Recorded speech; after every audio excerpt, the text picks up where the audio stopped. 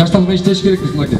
Канча деген жумуштар бүттү мынакей. Буга чейин бул кыздарыбыз мынакей барып канча деген кароосуз калган апалардын үйүнө барып жардам берип, кирин жууп, баягы Тимурьева команданы ушулда Акил деген чоң апабыз бар, суга алып кетиптир. Ошол чоң апанын үйүнө барып, мынакей ушул кыздарыбыз, балдарыбыз муңдун талкалап, арыкты казып, күлдөн алып келип себеп беришти. Ушундай программада ушул жер ачылып атат. Урматтуу аксакалдар, урматтуу апалар, батаңыздарды берип, ушу ак өргөлүү жерге, ак ордолуу жерге, Маалтаудун сөөгү коюлган жерде ушундай жакшы бир нерсе иш-чара болот Кудай буйрса. Биз ушул жергиликтүү жаштар менен жаштарды өнүктүрүү институтунун дрим долбооруна катышып, өзүбүздүн долбоорубуз менен кайрылганбыз.